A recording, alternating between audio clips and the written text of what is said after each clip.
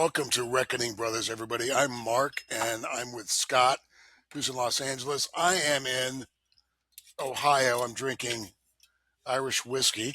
I'm a little drunk. Scott, what's Yeah. going on, man? Oh, not much, man. Are you Actually, keeping a low profile and defending the American way of life? I'm trying to raise my profile, and what I'm trying to do is find the balls to raise my profile and defend the American way of life, rather than doing it in a low profile way. So you use me. So you use me to like inspire you to get to that point, don't you? Do I use you, or do you just naturally inspire me? I, I I, just I I reject the wording "use you." I'd like to think that by your actions and the life that you've lived, like remember when you like sucked off that cop so you could work for Ronald Reagan, all those other things that you've done. I'd like to think that that's inspired me to raise my profile. I mean, to be honest, I'm not trying to S your D here, but I motherfucker. mean, like I was in Beirut during the Civil War in the '90s. Yeah, I was blowing dudes in San Francisco before it was cool, and it was actually a problem. Yeah, yeah, I know. But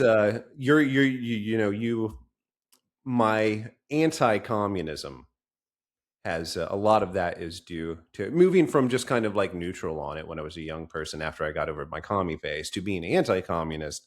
A lot of that had to do with you and the stuff that we talked about back in my 20s. I'm sure you remember those conversations. But You were just going a all the way, boy. just a boy, going all the way now, I spend a lot of my time making anti-communist propaganda on my other channel that nobody watches. Because why have two? Well, one YouTube channel no one watches when you can have two. But yeah, so I do in a roundabout way. Thank you and blame you for that.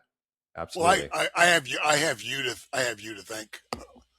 I owe you a lot of thanks also because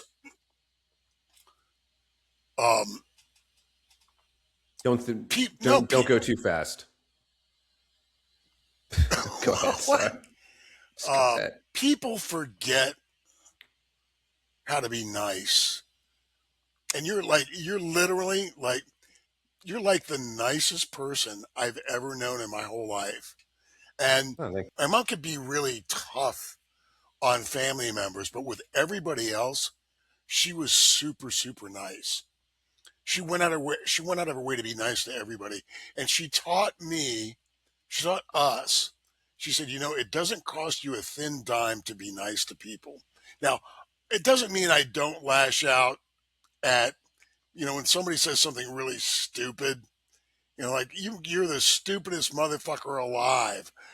If you say something just outrageously stupid, I might reply. You know, I it's might similar to road rage in that fashion, right? It's like that Yeah, lizard like, brain and takes not over. not with friends and colleagues or people that I'm out with or like some random stranger, um, in a restaurant or something. I reserve that for like perpetually online psychopaths, No, that's a different world. That's a different when you're dealing with someone online. You right? just don't deal the same way face to face. Let me And ask you this. there was a lot of perpetually online psychopaths having breakdowns over two things this week. Wait, real quick before we get into that. I just want to. Do you think there's a difference between niceness and kindness? I think there's a difference. I want to hear what you have to Yeah, say. there is a difference, and I think both are important. I'd like to hear what you believe the difference to be. I think niceness is basically politeness, and I think it's very important. I think kindness involves some shrewdness and sometimes harsh truths because the bigger goal of kindness is to make sure that somebody has a nice, great, successful life. And that may involve things they don't want to hear. That's And really kindness has a lot to do with that. that's no that's really well said. It's a very very smart way to put it. Yeah, and also think being kind means doing nice things for people, which I do, and I know you do. The perpetually online agitators and activists are the first ones to accuse other people of not being kind or empath or having empathy, etc.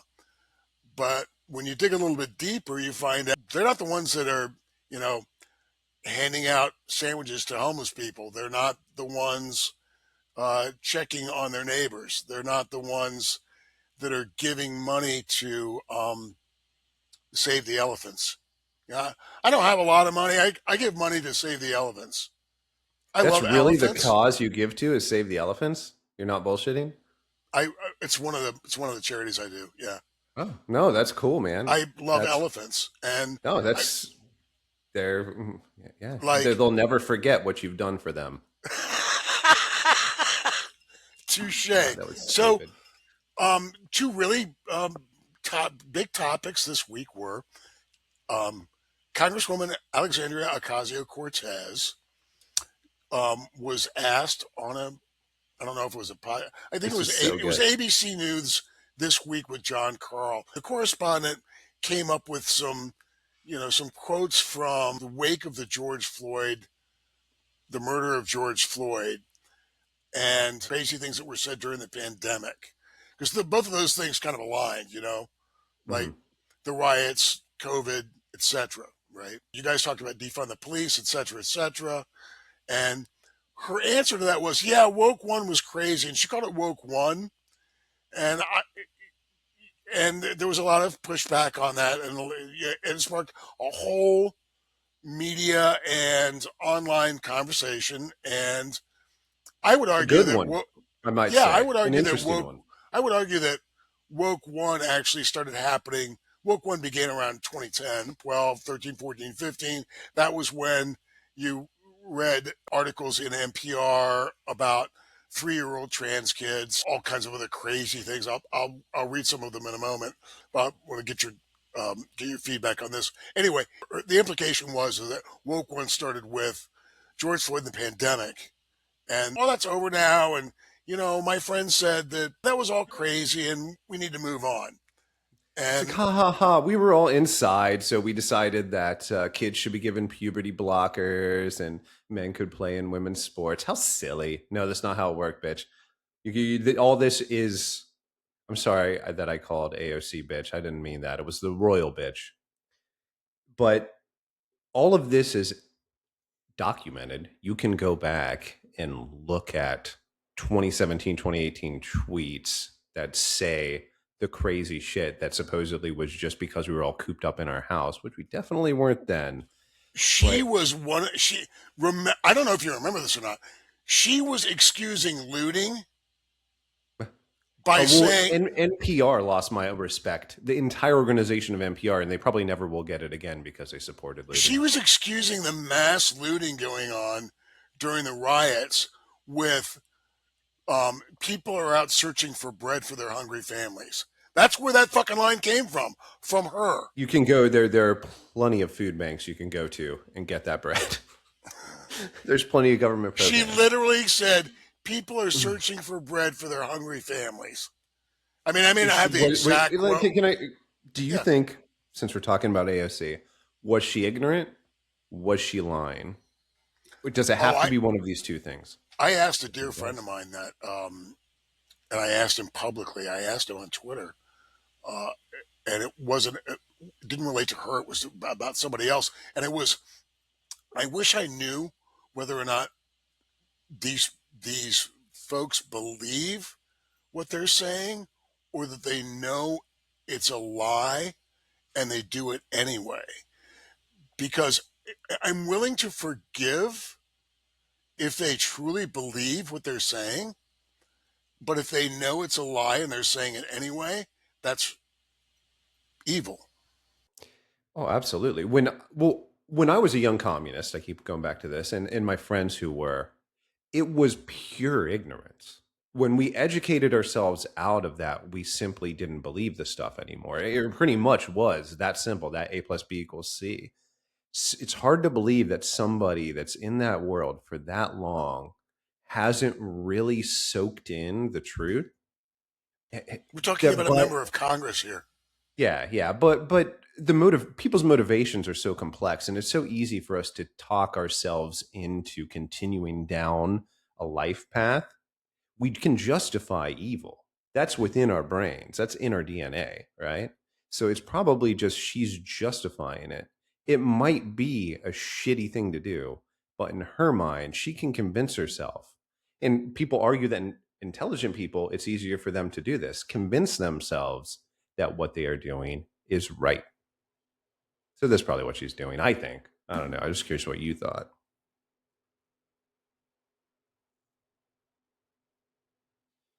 Are you going to show me something on your phone? That's what's up. I'm going to read some headlines from Woke One, which Go for it. predates. Oh, this is what you sent me earlier. No, please. No, you haven't seen this one yet. Oh, okay. Go. Which predates Woke One. It Go predates for the pandemic. It predates George Floyd. Is American Sign Language too white? Please say that was in a well-recognized publication. The Philadelphia Phillies are too white. Running is too white. It doesn't have to be. But that's true. That one's true. I'm sorry. Running is too white and it doesn't have to be. Is children's literature too white? Baseball fans are too old and too white. Yeah, that's true too. Facts. Is Mount Rainier too white? For these women, a fire that burns, too male and too white.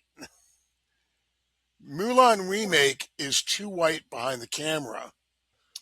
Too white and too male. Canadian Armed Forces are rethinking recruiting. That aged like a fucking glass of milk, dude. Oh my God. This Seattle church's stained glass, Jesus was far too white. Did he have a Starbucks in his hand? Michigan State Police accused of illegal affirmative action in way too white department. Is Free the Nipple a movement that is too white? Yes, that one absolutely is too. A few of these things were straight facts. Sorry. The unbearable whiteness of baseball. The unbearable whiteness of Ken Burns. The unbearable whiteness of Shakespeare. The unbearable whiteness of Shakespeare. Yes, 100%. Dude, you're turning me woke with this shit. Keep going. The unbearable whiteness of marijuana moms. That's got to be true. That has to be true too. Yes. Who makes our myths on the unbearable whiteness of Star Wars? I didn't know. See, that's true, but also Lando Calrissian, Billy D. Williams, is my favorite Star Wars character by far. So the unbearable whiteness of Oscar nominations. I doubt that's true. And they changed that based on that argument. So navigating the unbearable whiteness of beauty culture. I don't know. Look. I think we all agree that the hottest women out there are mixed race. I think everyone can agree with that with eyes. So that just doesn't hold up to facts. The unbearable whiteness of Hollywood. The unbearableness of Hollywood is how that should have read.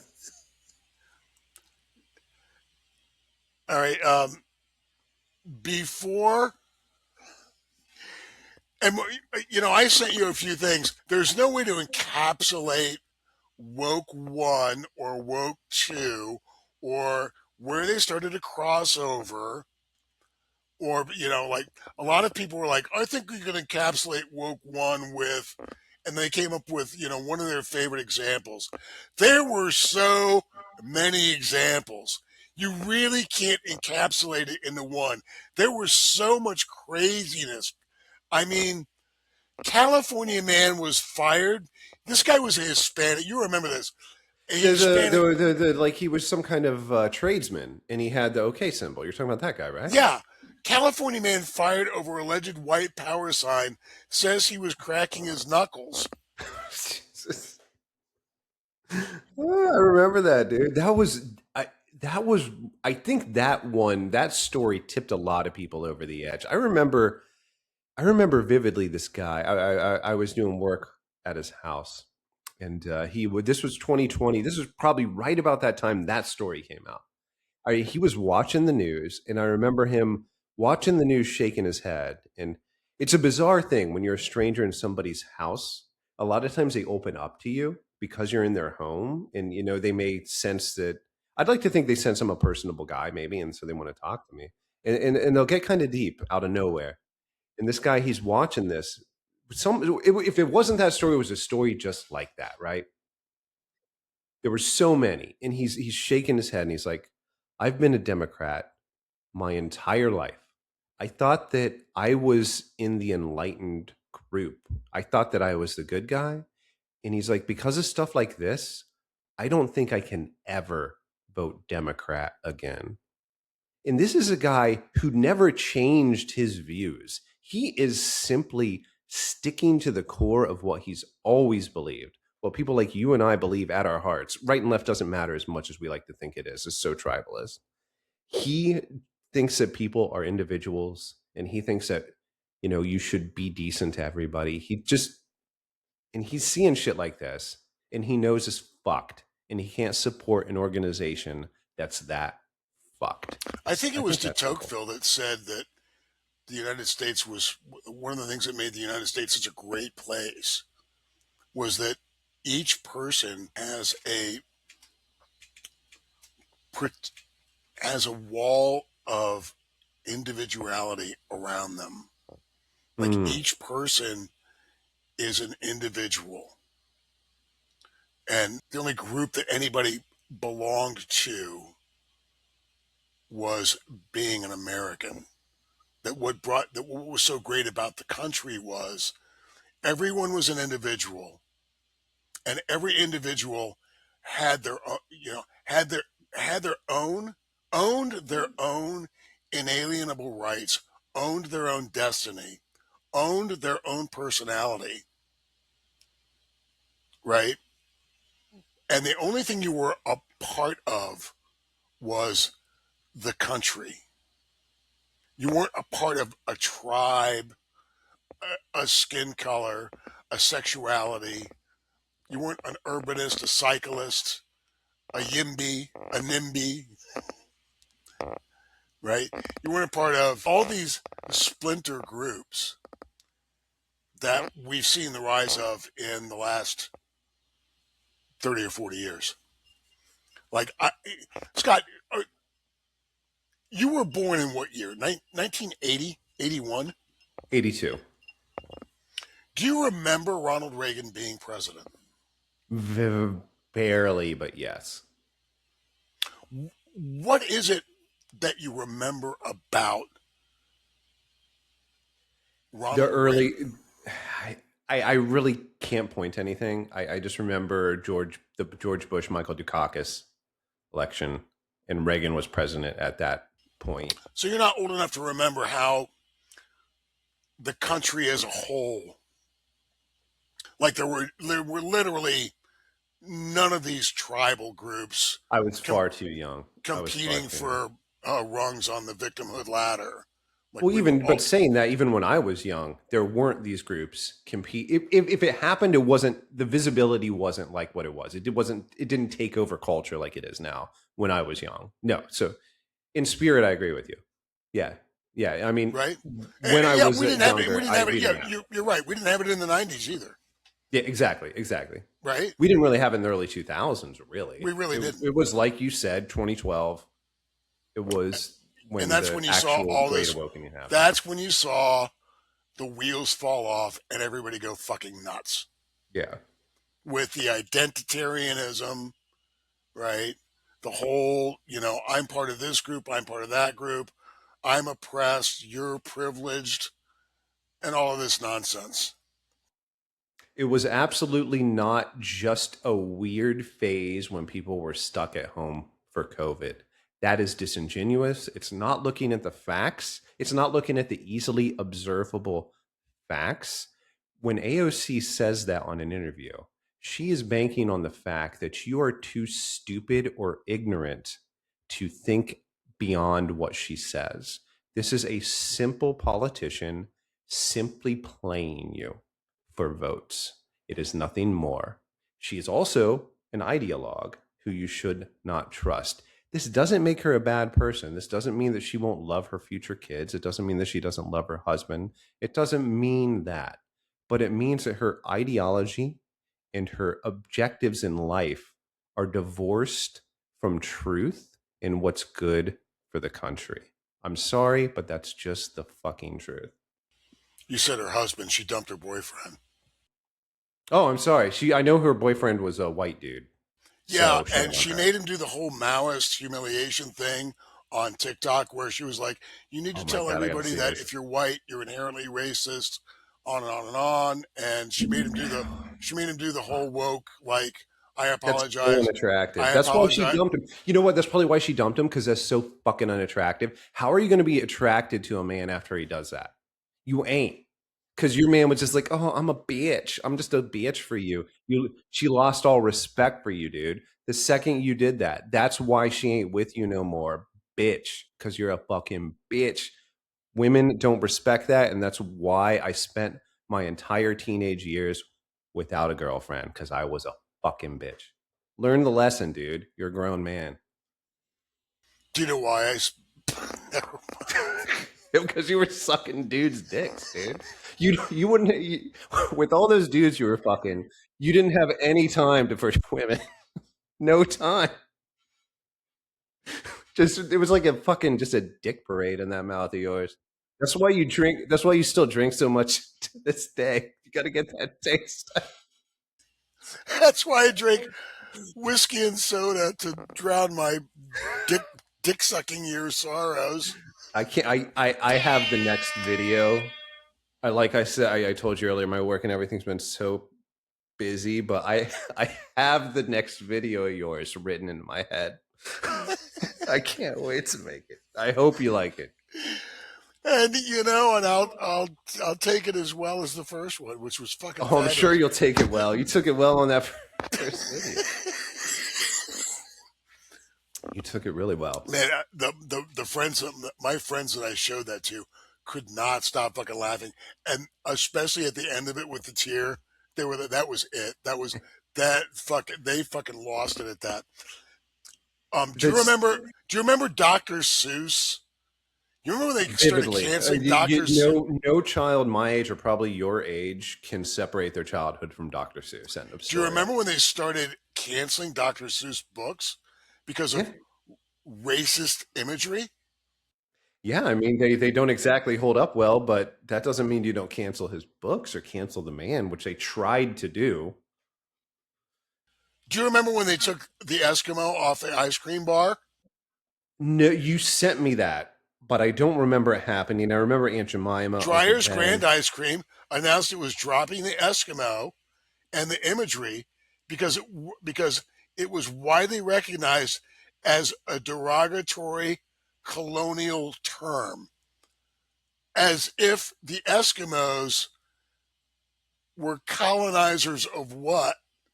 The North Pole?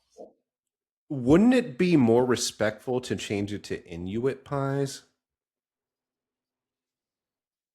But instead, you changed it to the name of the white man Motherfucker, they found it. took the little Eskimo off the ice cream bars to fix racism. It Stop worked. and think about that for a moment. They took the lady off the syrup bottle and the man off the rice box. It's totally not to make overproduced elite young white kids feel less guilty about the indoctrinated guilt that was put into them in college. That's not what it is. It actually fixed racism. That's what And it did. those white kids went and toppled a statue of Ulysses Grant. And this was To, before to they were stuck inside their houses for COVID, yeah, people. exactly. To stop racism. Yeah, the man who crushed the Confederacy and went after the Klan. Yeah. You know, they toppled Columbus too, and that was also, racism. He was a colonizer, and he was this, he was that. Brother, I got news for you. If a stone carving of a person who died 520 years ago bothers you to the point, elevates you to the point where you feel like you have to physically go tear it down, you need to be in a straitjacket. You need to be in a mental institution someplace. In all this time, woke one people, when you were doing this, you ignored the true evil, which is Israel, the entire time, and you did nothing to tell the world about the evils they were doing against the Palestinian people. Shame on you. Shame on you. The 6 withdrawn books in March 2021, Dr. Seuss Enterprises stopped publishing 6 books because they contained insensitive pictures. They made this choice after working with a panel of experts and teachers. I want to meet every single one of these panel of experts. I'm sure they're fucking brilliant. And to think I saw it on Mulberry Street. If I Ran the Zoo. I think what upset people in the If I Ran the Zoo book was they had pictures of gorillas or monkeys, and somehow people said that might be considered a reference to black people, so we have to take Which that says book way more about the people that about, think that yeah, oh than fuck yeah, anybody else. way says way more, yeah, took the words right out of my mouth, right? McGilligan's Pool, and I think that was because there were different colored fish in McGilligan's Pool. There wasn't enough racial diversity or sexual diversity in McGilligan's Pool. On Beyond Zebra. Now that was probably, I don't know,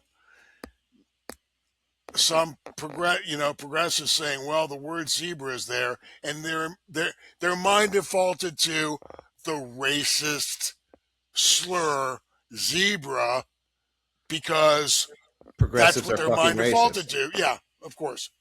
I just want to. No, Scrambled continue, egg Arnold. super and the cat's quizzer. So Dr. Seuss, I can't remember the book, but the one with the star-bellied Sneetches is one of the quintessential anti-racist books in the American lexicon. If you're not familiar with the story, it just shows these groups of people get stars on their stomachs, and over time they lose track of like who has the stars and how many stars, and they just all have like a weird conglomeration, and they realize how stupid it is to pay attention to stars on your stomach, which is an obvious allegory to race. And it brings up the point that stupid things like a skin color, insignificant things like skin color, aren't worth paying attention to, and they don't make a person good or bad. This is a very basic value that needs to be taught. And if we get away from that, Jesus fucking Christ, man, we might just be doomed to racism. Well, and what we've learned about this whole diversity, equity, and inclusion thing is, they took it an extra step. They took everything went extra, extra, extra, right? Whether it was, convincing the Dr. Seuss Foundation or, the heirs to Dr. Seuss to not publish this book or that book. Like, when you're assigning or subtracting points based on immutable qualities, you're the bigot, you're the racist, 100%. 100% couldn't agree more. right? The fact that you view When the you're taking world when that you're way, taking away points from somebody because they're straight and white, or adding diversity and inclusion points to somebody because of whatever their skin color may be or whatever their sexuality may be, you're literally doing racism and bigotry because nobody has control over what their skin color was or what their sexuality is or who their parents were. Nobody has any control over that. how I feel fortunate, like in my family. I feel very fortunate, and I've been able to say it publicly a number of times. My family, my forebears were abolitionists, Union soldiers. My great grandmother fought for women's right to vote. She was a Connecticut Yankee, right? Not in King Arthur's court, but I was just gonna fucking say that. I was right, just but gonna she fucking say was, that. a she was a businesswoman who had her own bank account. Like we're all supposed to believe that women weren't allowed to have bank accounts until 1970 something, but Well, she if their was husband knew it was good for them, they wouldn't let them have a bank right, account. right, right. That's My father helped desegregate the military and very, very, very harshly punished racism. He took me to see Dr. King when I was a little boy. I feel very fortunate that I'm a part of that. But if I were not, if if I if my forebears had not been Northern abolitionists, if they'd been, you know, slaveholders in Georgia, I I would I don't have anything to do with that. I shouldn't be judged by that. Sins of the father, sins of the grandfather. And we've been doing that. We've been doing it since what? When did we sort of say all of this stuff started coming 2012, about? 2010, 20, 2013, yeah, somewhere around there, yeah, early right, 2010s. yeah. When you got bonus points for being gay or black or trans, and you got negative points for being straight or white or Italian or Jewish. You know what the worst part of all of this is, in my mind? If you are a African American child born in the inner city, it is customary to tell that child they are a victim. They are viewed as less by everybody because of the color of their skin. Putting that on a child is It's evil. basically abuse. It's evil. It's an evil thing to do. You need to understand how a human being works. It doesn't take a lot of imagination to understand this. If you tell somebody that they're less, you're hurting them. Shame on you for doing that. Seriously. Fucking And shame that on you, and that especially they're if you're in the educational system. Shame surrounded on by you. white supremacy. That Yes, they which live isn't on. true. That they live under white supremacy. There are, can I just clarify, there are definitely racists in this world, but for the most part, things that are seen as white supremacy are probably just like people being kind of scared of people that might be kind of seen as scary and ghetto, which if you want to say that's racist, I understand, but it really isn't. And if you just kind of have to act nice to people and they'll be nice to you, and you can't be scary to people and they won't be afraid of you. It's not really fair because it's not one to one, because you're probably going to actually be able to get away with being more ghetto being white than you are black. And that isn't fair. That isn't fair, because you're born in these environments and you're raised in these environments where the carrots and sticks of growing up teach you to act a certain way that may be seen as ghetto or hood.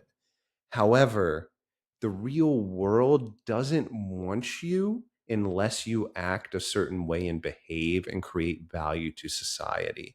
And when progressives are in charge, they teach black kids that they don't have to adhere to that. And that's fucking evil. And stop it. And if somebody wants to run for office that believes this racist shit, stop them, because I want every single fucking black child to succeed in this world. And if you believe progressive shit and you listen to them, you're holding them back and you're hurting them and you're a fucking child abuser, and go fuck yourself.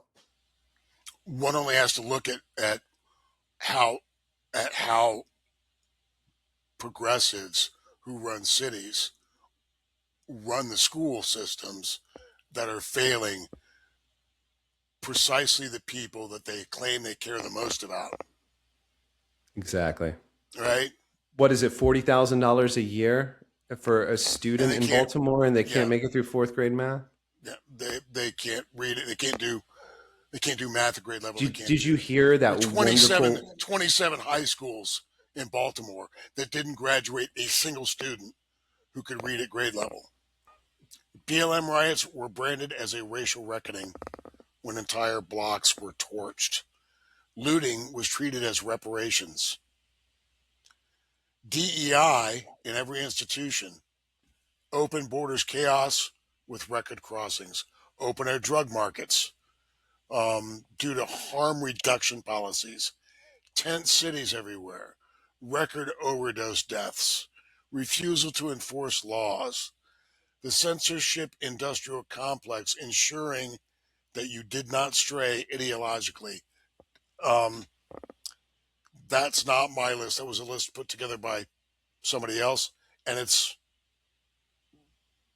all of it's true. Every word of it's true. We've been talking about democratic socialists for the last couple of weeks, and I want to close this out because we're at 38 minutes now. Wow, that went by Correct. quick. Day before yesterday, the DSA commemorated the centenary of Fidel Castro and demands an end to the genocide blockade. So the United States is genociding Cuba because we don't trade with Cuba trades with 100 other countries. And if communism worked and Cuba could trade with 100 other countries, then why would they need to trade with the United States? But leaving that aside, um, today is the centenary of Fidel Castro, and the Democratic Socialists of America recognize the historic significance of both this day and the man. Fidel was an organizer, a fighter, and endures as a stalwart symbol of anti-imperialist struggle and self-determination for the global South. DSA has a long history of solidarity with the Cuban people. We choose this historic day to recommit ourselves to acting in solidarity with the Cuban people and to starkly oppose Marco Rubio's genocidal war against the Cuban people and the U.S. imperialism writ large. Which is just the first thing I thought of was the Norm Macdonald gif. Sounds like a bunch of communist gobbledygook to me, Yeah. which Yeah. is just, Which is exactly what it is. So it's that's exactly why what that. it is.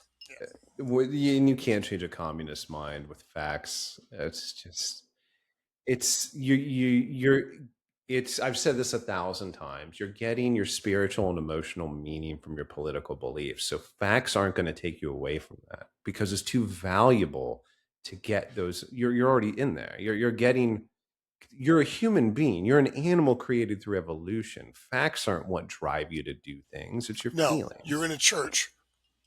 You're definitely in a You're in church. a church. You just like you were in the church of masks during COVID, where you were wearing masks outdoors, even though you inherently knew, you really did know. You're not going to convince me that you really and truly believed that the COVID virus was floating around in the lower atmosphere and it was about ready to attack you, and that's why you wore a mask outdoors. No, you wore the mask outdoors to conform, to virtue signal your enlightenment. You wore the mask outdoors because you belonged to the church and you wanted everybody else to know that you belonged to the same church that they belonged to. Or were an authoritarian and you had those authoritarian tendencies and you got a chance to enact them. On that note, My drink's empty. Yeah, on that note. Scott, I'll see you next week. Don't do anything I wouldn't enjoy. Will do.